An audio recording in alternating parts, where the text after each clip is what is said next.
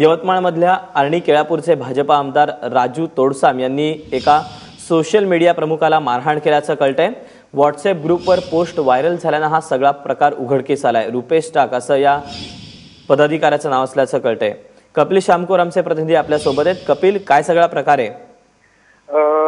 दीपक, यवतमाळ जिल्ह्याच्या आर्णी मतदारसंघाचे भाजपचे आमदार राजू तोडसाम यांचा सोशल मीडिया ग्रुप आहे। एक आर्णी भारतीय जनता पार्टी आर्णी या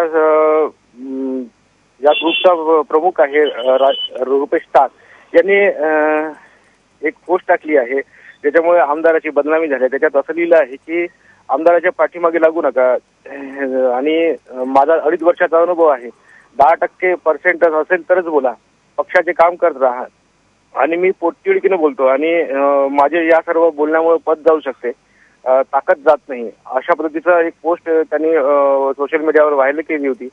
या संदर्भात जेव्हा आर्णीच्या भाजप कार्यकर्त्यांना कळलं त्यावेळेस त्यांनी त्यांना ताकीद दिली की असं काही करू नको।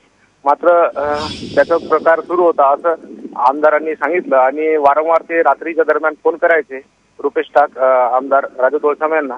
मात्र या संदर्भात त्यांनी वारंवार सूचना केल्यानंतरही त्याचा काही हा प्रकार थांबला नाही, त्यामुळे कार्यकर्त्यांनी जाऊन त्याला समजावून सांगितलं असं आमदारांनी म्हटलं आहे। मात्र मी कुठल्याही प्रकारची मारहाण केली नाही असं आमदारांनी म्हटलं आहे आणि या संदर्भात रुपेश टाकने अजून काही पोलिसांमध्ये तक्रार दाखल केली नाही। मात्र त्यांनी सोशल मीडियावर सांगितलं की मला मारहाण केली आहे म्हणून। दीपक।